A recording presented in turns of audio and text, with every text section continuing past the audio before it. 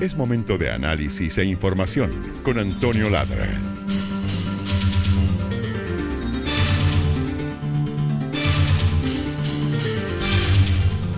Hola Antonio, buen día, buen comienzo de semana.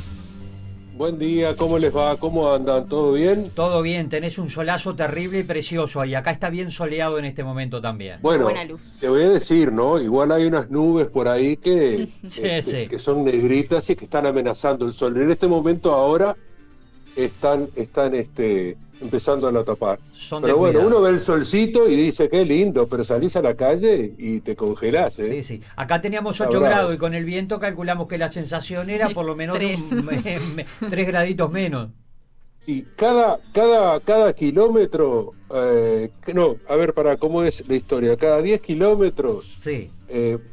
baja un grado, creo, algo así es. Ah, bueno, Hay entonces acá estamos como en hay 3 una porque cuenta. está como a Acá 50 está. el viento. Sí, Está frío. sí. Bueno, hay que tomar en cuenta. Bueno, el amigo Celso se borró, se está preparando para la noche de la nostalgia. No, como loco, viste que se mueve el presidente para el interior y Y ahí Celso lo arranca manda. si es para este Me lado. parece. Cumpleaños sí. de Solís de Mataojo, creo que 170 años se está cumpliendo Solís de Mataojo, que es una ciudad bastante cercana a nosotros, es límite con Maldonado y con Canelones, Claro. al oeste. Sí. ¿Te acordás que habían pedido que viniera Richard Gere al cumpleaños de Solís Exacto. Mataojo? Ah, Sí, Pero sí. bueno, se ve que no llegó el mensaje. No llegó. No llegó el mensaje. No llegó. Bueno, se definió Carolina Cose al final, ¿no? Tomó posición. Eh, Tomó posición Carolina Cose, hizo una extensa carta, donde lo fundamental, lo que estábamos buscando todos, nosotros podemos leer toda la carta, pero lo que estábamos buscando era, bueno, sí o no. ¿Sí o no? Claro. Al final es una frase que viste que termina diciendo que no va a acompañar la papeleta propuesta, punto. Ese es el resumen de eso. Entonces, con esta definición de Carolina Cose, podemos hablar que están todos los candidatos a presidente y a vicepresidente, digamos, de los que tienen posibilidades de llegar a ocupar un lugar, ya sea en el Palacio Legislativo como vicepresidente y en la Torre Ejecutiva como presidente, están todos en contra de la reforma de la Seguridad Social. Una reforma que yo le llamo es la reforma de la reforma, porque Sí. en verdad lo que está haciendo la reforma esta, se está planteando reformar lo que fue la reforma que se hizo durante el segundo gobierno de Sanguinetti. Es decir, es una reforma que va contra las AFAPs, es eliminar las AFAPs. Antes de eso, digamos, decir que en octubre vamos a tener que elegir, o vamos a tener dos cosas más que tenemos que elegir. O sea, es una, Claro. la reforma de la Seguridad Social, y el otro, los allanamientos nocturnos. Porque así está previsto. Hay que poner la papeleta del sí, porque se vota por sí solamente. Y acá la reforma esta, porque se está hablando poco, en verdad, ¿no? Creo que en el sistema político todavía no se ha tomado dimensión de lo que dice la reforma. Lo que se ha hablado es, bueno, Carolina Cose, definite de una vez, hace esto, pero de los contenidos de la reforma no se está hablando poco. Y hay una cosa que me parece relevante, que es fija condiciones en la Constitución de la República. Entonces, la reforma plantea dejar dentro de la Constitución de la República determinados aspectos. Entonces, el primer debate que debería haber sobre esto es si aspectos que tienen que ver con la seguridad social está bueno que se incluyan dentro de la Constitución de la República. Es decir, es una cosa que queda como inamovible. Únicamente a través de otra reforma constitucional vos podés modificarlo, pero mientras tanto no. Lo que hemos escuchado sobre los contenidos de la reforma es que creo que casi la unanimidad, o casi la unanimidad de los técnicos de todos los partidos políticos y también independientes se han expresado en contra de la iniciativa. hay un grupo menor de referentes que la apoyan, pero muy menor y no han tenido un peso importante en eso. Lo que ocurre aquí ahora, bueno, y los dos referentes del Frente Amplio, que es ahora con la definición de Carolina Cose, Yamandu Orsi y Carolina Cose, están en contra de la reforma de la Seguridad Social. Lo que ocurre es que, como siempre en este tipo de reformas, de plebiscitos, de sí y no, todo termina siendo un eslogan, todo termina siendo blanco-negro. Yo he visto acá en Montevideo muchas pintadas que dicen votar el sí para trabajar menos. ¿A quién no le gusta eso? Claro. Obvio, pero en el fondo no es eso. En el fondo es que tú pones una cantidad de condiciones dentro de la reforma que va a ser imposible, por ejemplo, como bien lo dijo Odone en una entrevista hace tiempo ya en el diario El País, que se le preguntaba ¿qué tan problemático puede ser que se apruebe el plebiscito del PIT-CNT? Y Odone contestó, dijo, muy problemático, porque diría que la economía del país no tiene forma o no es viable un modelo de seguridad social tal como se imagina que va a quedar después del plebiscito. O sea, este es un dato importante.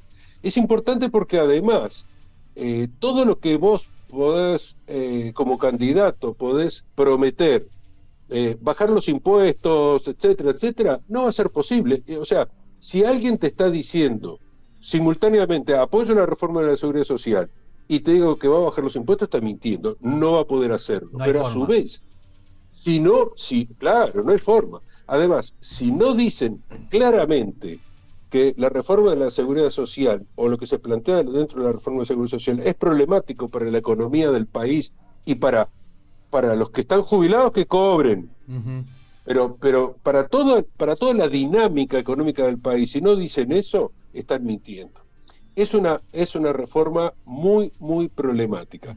Vos podés estar en contra de otros aspectos de la reforma de la seguridad social, tal como plantea el Frente Amplio, vamos a llamar, un gran acuerdo, bla, bla, bla, bla, bla, pero no podés eliminar de un plumazo, tal como pretende la reforma de la seguridad social, esta reforma que se está planteando, eliminar, por ejemplo, la SAFAP, como está previsto, ¿no? Incluso dentro del PIT-CNT, que fue el que impulsó la reforma, hay discrepancias. Claro. Quedaron expuestas discrepancias en su momento cuando se aprobó.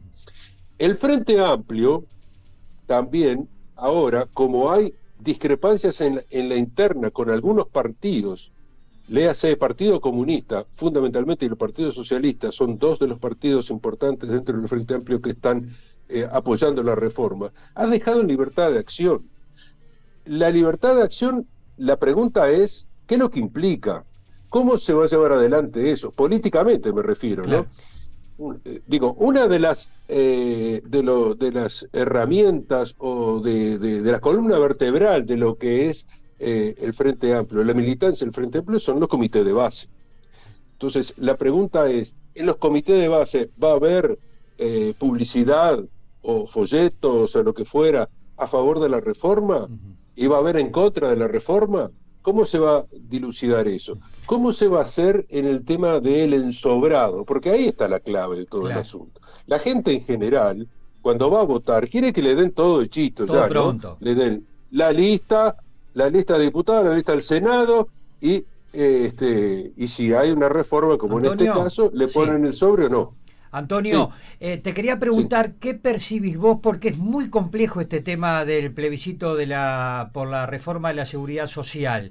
No, como que no se ha bajado a tierra claramente, muchísima gente no tiene idea de qué se trata. Y después es la gente, es decir, somos todos nosotros quienes ponemos o no ponemos la papeleta. Y por otro lado, vos percibís, a propósito de lo que acabás de decir, que por disciplina partidaria o gremial mucha gente vaya a poner la papeleta. ¿Qué se percibe?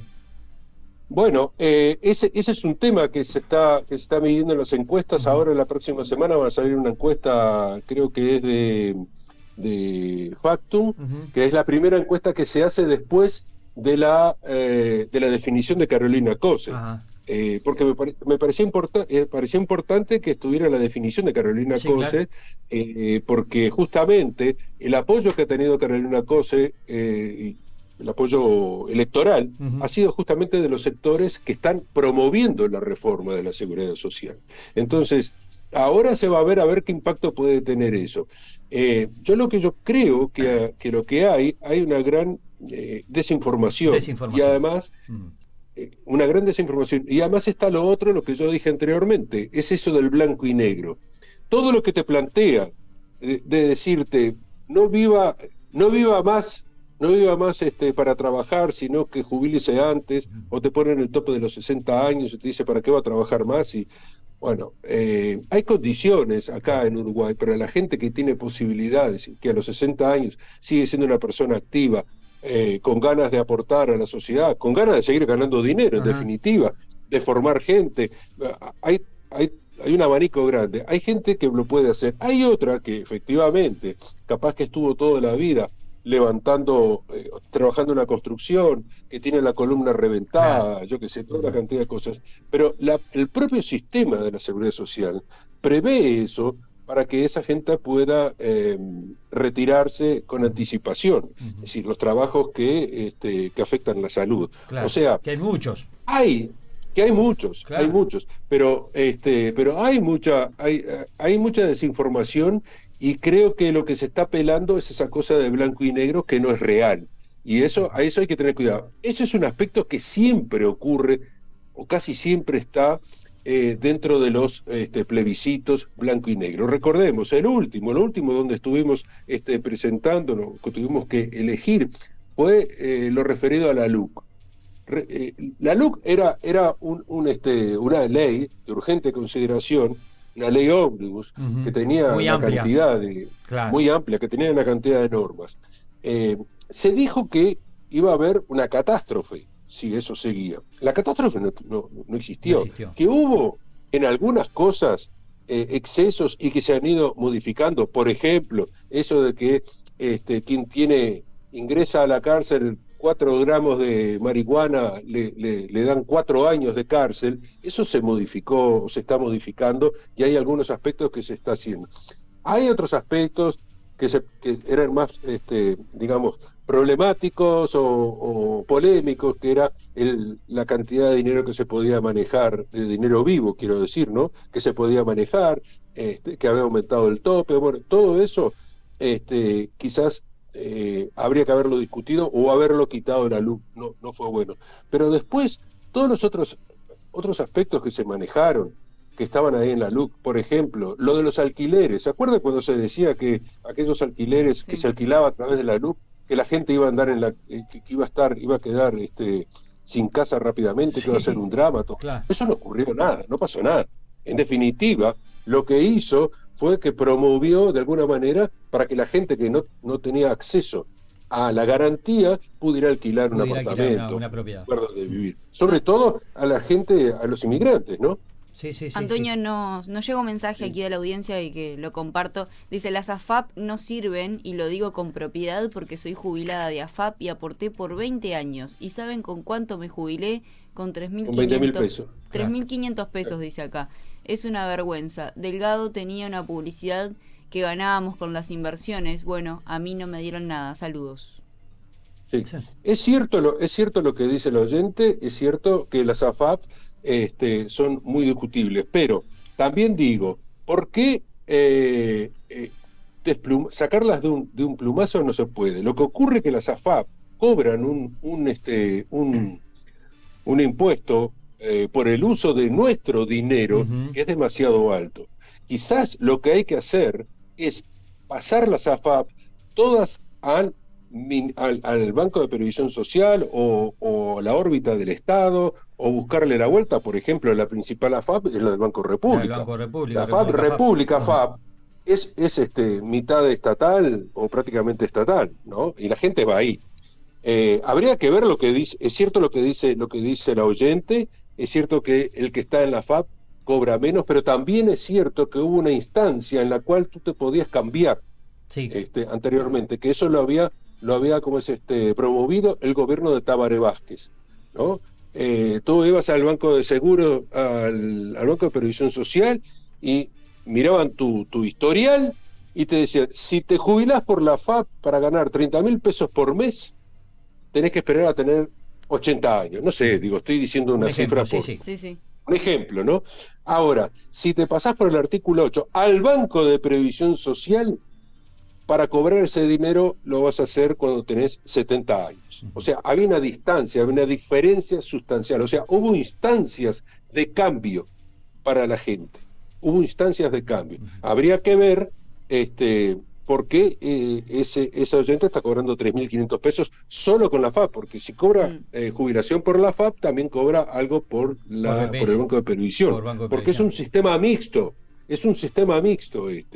Y es cierto que hay eso. Ahora, acá Uruguay tuvo un sistema de AFAP dentro del Estado que se llamaba, que era el Plan Sato, que cada uno tenía un sistema, una cuenta individual, porque lo importante de esto es la cuenta individual que tiene cada uno. Claro, sí, lo que pongo yo para tener una idea de cuánto me va a tocar. Exacto.